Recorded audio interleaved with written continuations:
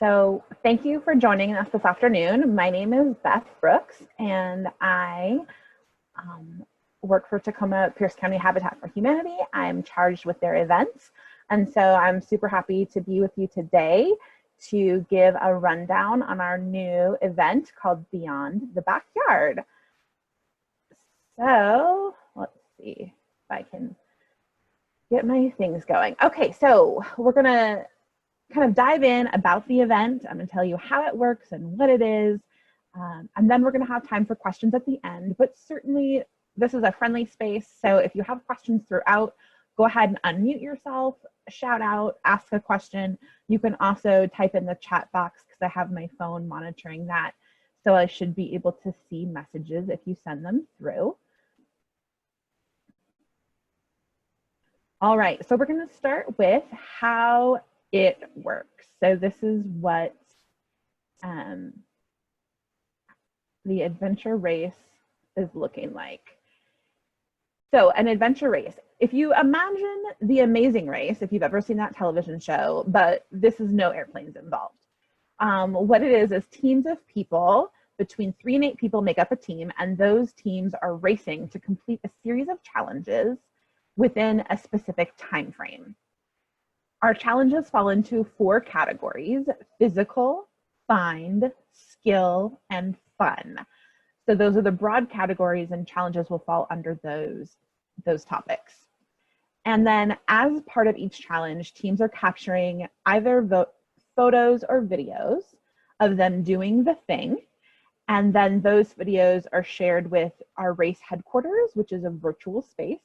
And that sharing is happening via an app. And then as those photos are uploaded, race headquarters will check in and make sure that the teams have completed that challenge or task to the satisfaction of the referees, if you will. And if not, then they'll kind of coach you along and let you know what you could be doing to get that task complete. So one of the questions we get a lot are like, well, what kind of challenges? So we're going to show you 2 challenges. These are not challenges that will really be in our race, but they're sample challenges just to give you kind of some idea of what we're looking at. So this is an example of a physical challenge called Shuffle Your Buns.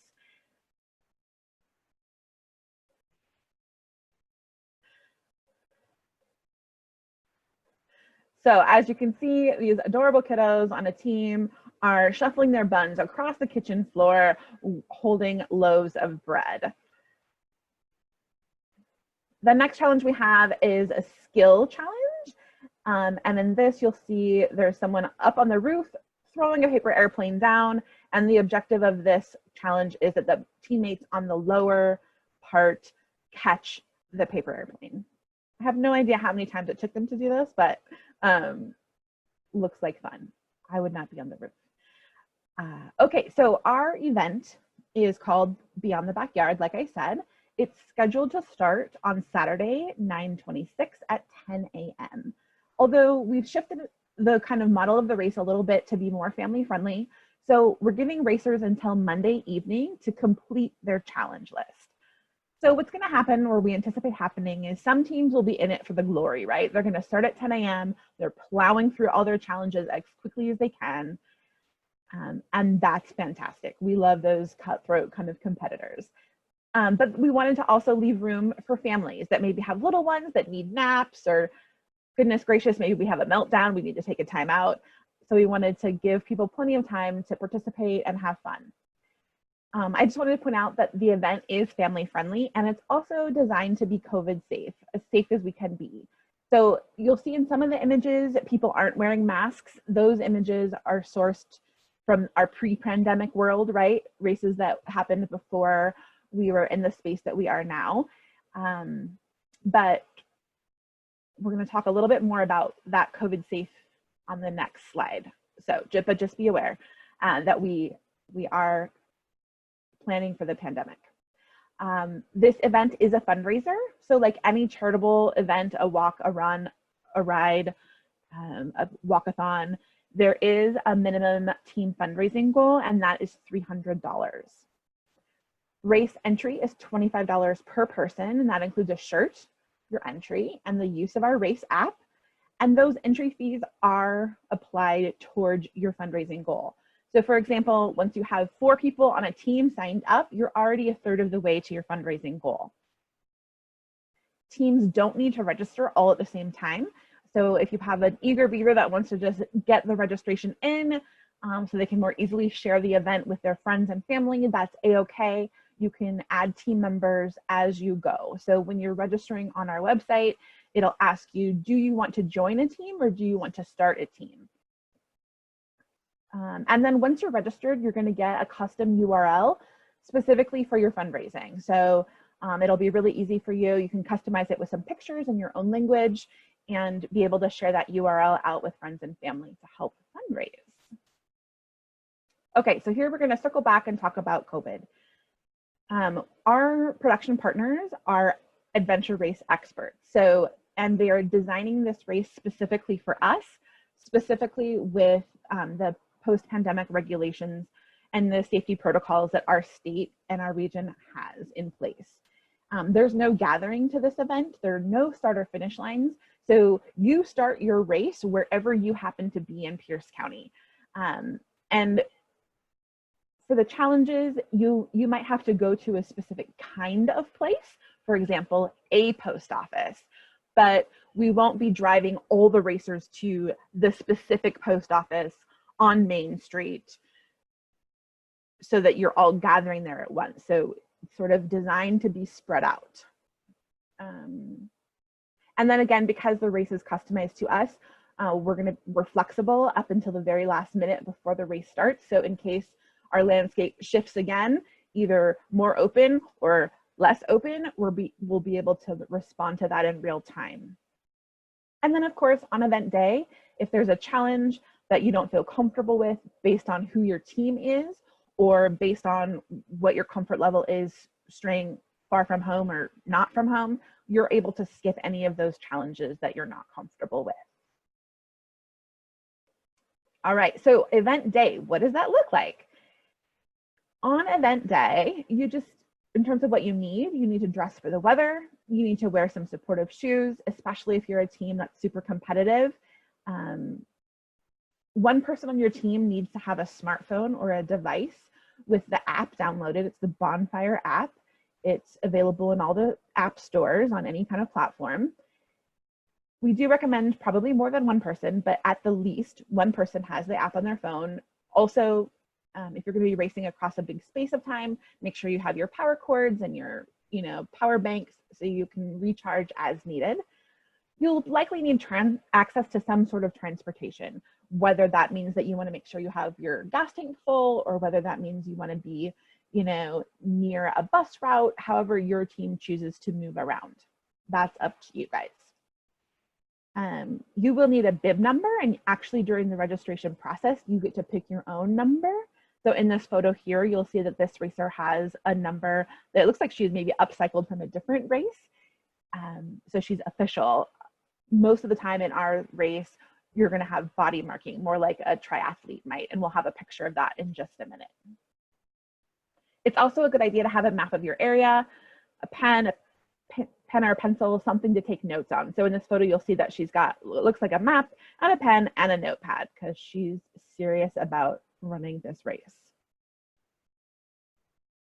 All right, here's how it starts. So the mechanics of event day.